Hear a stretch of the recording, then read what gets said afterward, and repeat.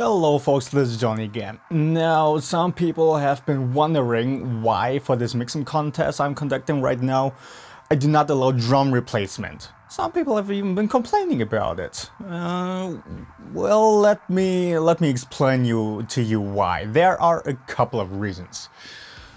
Reason number one is, on a technical side of things, there is no need to replace the drums. These tracks are drum samples themselves. That means the performance is pretty steady, there's no annoying bleed to deal with, and the recording quality of these samples is top notch. So really, you don't have any problems to deal with, so there's no need to replace the drums.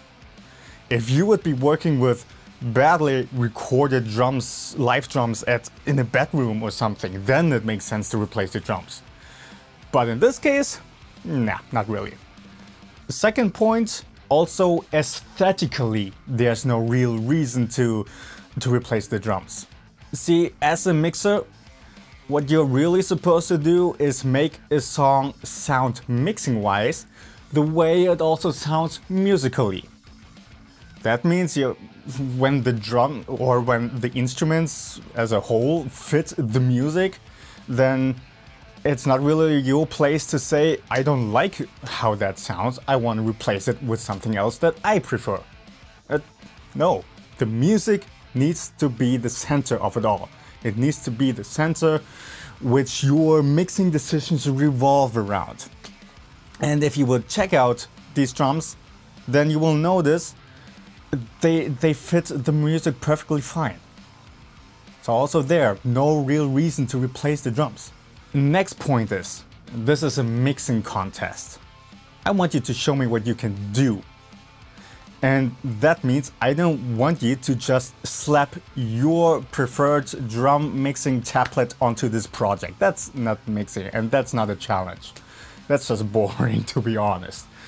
And I also shudder in anger at the idea that someone might want to use pre-mixed drum libraries in a mixing contest. That would be the lowest, okay? That's not mixing at all. That's just, No, I want to hear what you can do, not what some other engineer did to some other drums. That kind of also means no stuff like ease mix. And that's just slapping mixing presets onto stuff. That's also not mixing. It's not what I want in a mixing contest. I want to see what you can do, not what someone else did. And to show me what you can do, it really makes sense to force you out of your comfort zone.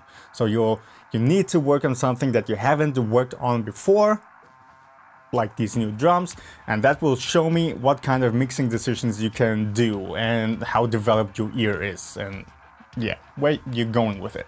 And lastly, I also want this to be kind of a learning experience for everybody. And for that, also, you need to get out of your comfort zone. Otherwise, you'll just stick to what you know and what you're comfortable with, and that doesn't help you. It doesn't develop your skills, it doesn't develop your ear, it doesn't develop your intuition. If you also start processing these tracks, you will notice these drums are actually pretty easy to mix. They sound very good on their own, and you don't have to do a whole lot crazy stuff in order to make them sound great. I mean, I've been doing some mix walkthroughs with these drums, and you also saw I'm just doing basic EQing and compression and just really basic stuff. It's just about the little nuances and little balances that you gotta figure out.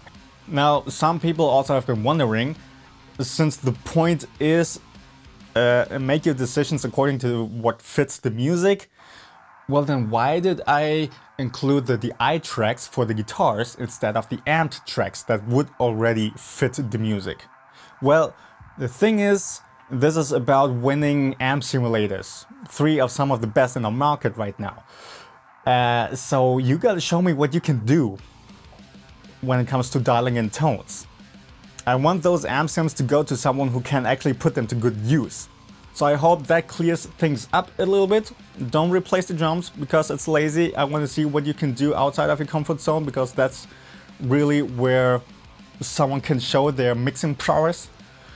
And also dial in good tones so I can see what you got. Really, just show me what you got, okay? And for that, You really need to get out of your comfort zone. That's really a big point in mixing. Getting out of your comfort zone constantly to develop your skills and intuition. That's it for this explanation. The next week I will be going into reviewing some mixes. A couple of mixes have been coming in already, and I haven't listened to anything yet, so I'm very much looking forward to what will be happening. So keep it coming, and I shall see you next time.